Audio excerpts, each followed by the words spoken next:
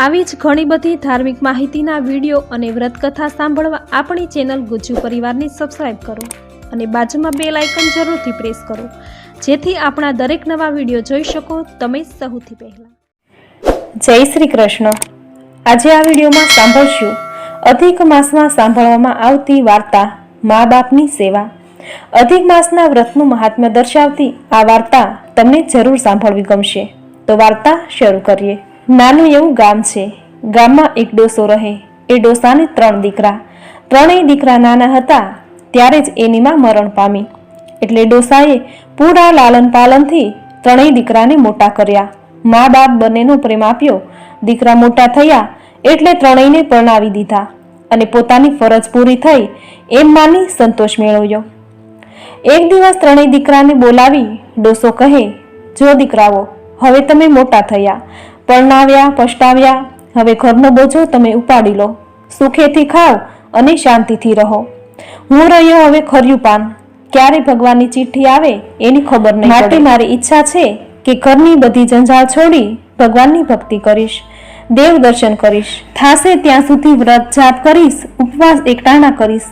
લ્યો આ ઘરની ચાવી, સંપીને ત્રણેય ભાઈ રાજીથી રહો અને મોજ કરો. આમ કહી ડોસાએ ત્રણેય ભાઈઓને ઘર અને પોતાની પાસે જે કાંઈ હતી એ થોડી ઘણી માયા સોંપી દીધી. ડોસો ધર્મ ધ્યાન કરવા લાગ્યો.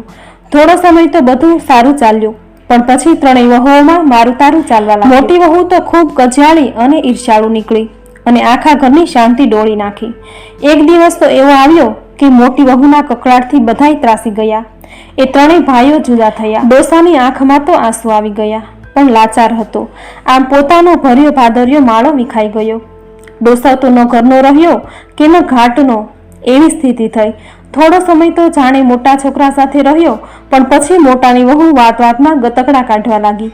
ડોસાને ગમે તેમ સંભળાવવા લાગી કે શું અમે એક જ તમારા છોકરા છીએ?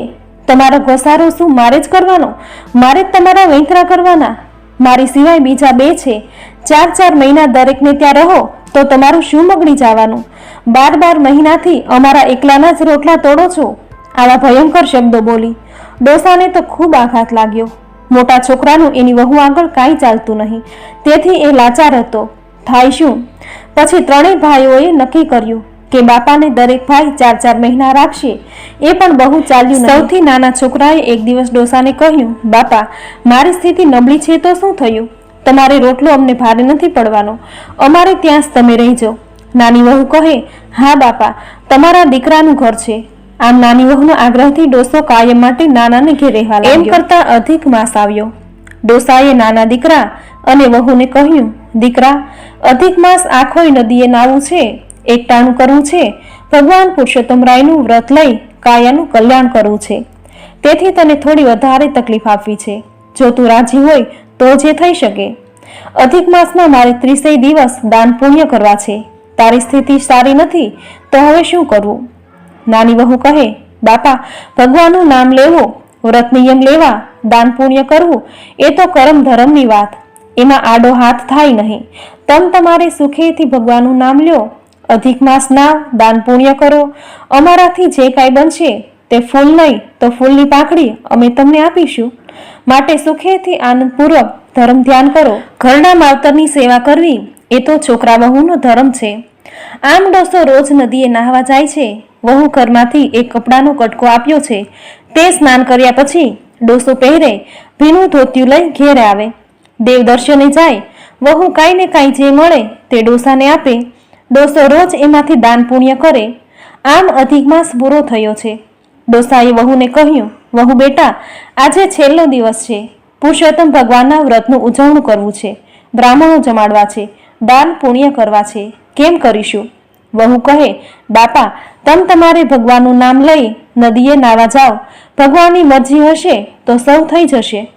ડોસાના ગયા પછી વહુને થયું, લાવ, બારના પાછળ અનાજની કોઠી છે, ઉઘાડીને જોઉં તો ખરી કેટલું અનાજ છે. આમ વિચારી બારનું આડું કરી કોઠીમાં જુએ છે તો તેની નવાઈનો પાર નથી. કોઠી સાચા મોતીથી ભરાઈ ગઈ છે. ભગવાનની કૃપાથી બન્યું એવું કે ડોસો રોજ નાહી પોત્યું દરવાજે લટકાવે. એમાંથી પાણી ટપકતું અને સીધું કોઠીમાં પડતું. એ જે પાણી ટપકતું એમાં મોતી થઈ જતા અને કોઠી સાચા મોતીની ભરાઈ ગઈ. વહુ તો આ જોઈ અને અવાચક જ થઈ ગઈ. બધા ઘરમાં આવ્યા, બાપા આવ્યા એટલે બધી વાત કરી. મોતી બતાવ્યા છે, પોતાના પતિને બોલાવી બધી વાતચીત કરી છે. નાનો છોકરો થોડા મોતી લઈ ઝવેરી પાસે ગયો. સાચા મોતીની કિંમત થઈ, ઝવેરીએ કિંમત ચૂકવી. પછી કઈ ઉજવણામાં બાકી રહે. ડોસાએ તો ધામધૂમથી ઉજવણું કર્યું, બ્રાહ્મણોને જમાડ્યા છે, ખૂબ દાન પુણ્ય કર્યું. પણ વહુને મનમાં થયા કરે છે, ભલા ભગવાન, કોઠીમાં આટલા બધા સાચા મોતી આવ્યા કેવી રીતે અને એ ક્યાંથી આવ્યા? એ જ રાત્રે ભગવાન પુરુષોત્તમ રાયે સપનામાં નાની વહુને બધી વાત કરી અને કહ્યું, દીકરી, તે તારા સસરાની સગા બાપની જેમ સેવા ચાકરી કરી, તેથી તારા સસરાના અંતરના આશીર્વાદ અને મારા વ્રતનું ફળ રૂપે કોઠીમાં મોતી બંધાયા અને ભેગા થયા. બીજે દિવસે જાગી અને વહુએ સપનાની વાત પોતાના પતિ અને સસરાને કરી. સૌએ ભગવાન પુરુષોત્તમ રાયનો જય જયકાર કર્યો. આ વાત ડોસાના મોટા દીકરાની વહુને ખબર પડી. એને થયું કે નાની ફાવી ગઈ ને હું રહી ગઈ. ઈર્ષ્યાની મારી બળવા લાગી. પણ પછી મનમાં નક્કી કર્યું કે હવેના અધિક માસે ડોસાને પોતે પોતાના ઘેર બોલાવી લાવશે. આમ ફરી અધિક માસ આવ્યો. મોટાની વહુએ ડોસાને પોતાની ઘેરે બોલાવી લીધો. બાપા, અમને પણ સેવા કરવાનો લાભ આપો. ડોસો મનમાં કહે, તારે તો સેવાના બહાને મેવાની પડી છે. પણ કાંઈ બોલ્યા વગર મોટાને ત્યાં અધિક માસ રહેવા આવ્યો. પોતે તો પૂરી શ્રદ્ધા અને ભક્તિથી અધિક માસ નાઈ છે. મોટી વહુએ ભારેખમ કપડું ડોસાને નાઈને બદલવા આપ્યું અને કહ્યું કે નાઈને તરત જ ઘેરે આવજો અને ભીનું કપડું મને આપી દેજો. ડોસો મોટી વહુના કહેવા પ્રમાણે રોજ ભીનું કપડું મોટી વહુના હાથમાં આપે છે. મોટી વહુ તરત જ દરવાજે નાખી દે છે અને કપડામાંથી ટપકતું પાણી કોઠીમાં જતું ભાળી ખૂબ હરખાય છે કે અરે વાહ, હવે કેટલા બધા મોતી ભેગા થઈ જશે. આમ કરતા અધિક માસ પૂરો થયો છે. મોટી વહુએ તો ઉજવણું કર્યું. ઉજવણામાં કોઈ પણ વાતની કમી રાખી નહીં. ગામ ચોરાસી કરી આખા ગામને જમાડ્યું. 108 બ્રાહ્મણોને જમાડી દાન દક્ષિણા આપી ખૂબ ધામધૂમ કરી. રાત પડી છે. મોટી વહુએ વહેલા ઘરનું કામ પતાવી ડોસાને સુવા પથારી કરી દીધી. પછી જ્યાં બધા સૂઈ ગયા એમ જાણી મોટી વહુ અને મોટો દીકરો ઘરના દરવાજા બંધ કરી કોઠી પાસે આવ્યા અને જ્યાં જોવા જાય છે ત્યાં તો આખો મહિનો કોઠીમાં પાણી ટપકી કોઠી પાણીથી ભરાઈ ગયેલી. અંદર રહેલું અનાજ કોહવાઈ ગયેલું અને કોઠી બોડી થઈ ગઈ. જ્યાં થોડું હાથનું વજન અડ્યું કે કોઠી ફસકી ગઈ. મોટી વહુને એમ કે હમણાં મોતીનો ઢગલો થઈ જશે ને પોતે ન્યાલ થઈ જશે. મોતીના ઢગલાને બદલે ગંધાઈ ઉઠેલું અનાજ અને પાણી ચારેકોર ફેલાઈ ગયું. ઘર આખું પાણી દુર્ગંધથી ખદબદી ઉઠ્યું. મોટી વહુ તો મળી કકળાટ કરવા કે આ શું? નક્કી ડોસો આપણે ત્યાં રહી ખરા ભાવથી પુરુષોત્તમમાં સ્નાયો નથી. આ એનું જ પરિણામ છે. બાકી કોઠી મોતીથી ભરાઈ જ જવી જોઈએ. મોટા છોકરાને ખ્યાલ આવી ગયો. કહે, અભાગણી, એ તો અંતરના આશીર્વાદના પ્રતાપે નાની વહુને પ્રભુ કૃપાએ મોતી મળ્યા. તે તો ઈર્ષ્યાભાવથી મોતીના લોભમાં બાપાને આપણે ઘેર તેડી લાવી હતી. તું કાંઈ બાપાની અંતરથી સેવા કરવા નથી લાવી. નાની વહુએ ખરા ભાવથી બાપાની સેવા કરી અને એને અંતરના આશીર્વાદ મળ્યા. તેથી એને સેવાનું ફળ મળ્યું. મોટી વહુ ભોંઠી પડી ગઈ. બાપાની માફી માંગી છે. ત્રણેય ભાઈઓ અને વહુઓ સમથી ભેગા રહેવા લાગ્યા. ડોસાના હૈયાને ટાઢક વળી છે. સમય જતા ડોસો મરણ પામ્યો. અંતકાળે પ્રભુનું વિમાન આવ્યું છે. ડોસો વિમાનમાં બેસી ગોલોકમાં ગયો. હે પુરુષોત્તમ રાય, તમે જેવા વ્રતના પ્રભાવે ડોસાને ફળ્યા અને મા બાપની સેવાના પ્રભાવે નાની વહુને ફળ્યા તેવા સૌને ફળજો.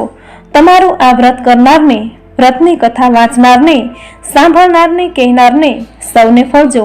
સૌનું કલ્યાણ કરજો. મિત્રો, માવતરની સેવા એ જ સાચી પ્રભુ સેવા છે. પ્રભુ સેવા કરતાંય અધિક છે. જો ધર્મ ધ્યાન ન કરી શકો, પૂજા પાઠ ન કરી શકો, પરંતુ ઘરમાં બેઠેલા વૃદ્ધ મા બાપની ખરા અંતરથી સેવા ચાકરી જરૂર કરજો. જે પ્રભુની સેવા કરવાથી પણ અનંત ગણું ફળ પ્રાપ્ત થશે. તેના આશીર્વાદથી જ સુખ સમૃદ્ધિ ભોગવી શકશો. અધિક માસનું વ્રત 3 વર્ષે આવે છે, પરંતુ મા બાપની સેવાનું વ્રત જે પુણ્યશાળી હોય તે જ લઈ શકે છે. જેથી દરેક વ્રતની સાથે મા બાપની સેવાનું અખંડ વ્રત જરૂર લેજો. પૃથ્વી પરનું આ ફેર સફળ થઈ જશે. મિત્રો, આજની આ વાર્તા મા બાપની સેવા તમને સાંભળવી ખૂબ જ ગમી હશે. તો વિડીયોને લાઈક કરી કોમેન્ટમાં જય પુરુષોત્તમ ભગવાન કે પછી માતૃદેવો ભવ કે પછી પિતૃદેવો ભવ અથવા તમારા વહાલા માતા પિતાનું નામ જરૂર લખજો. સાથે ચેનલ સબસ્ક્રાઇબ કરી બાજુમાં બેલ આઇકન જરૂર પ્રેસ કરજો. આવી જ નવી વાર્તા નવા ધાર્મિક વિડીયો સાથે ફરી મળીશું. ત્યાં સુધી આપ સૌને મારા જય શ્રી કૃષ્ણ.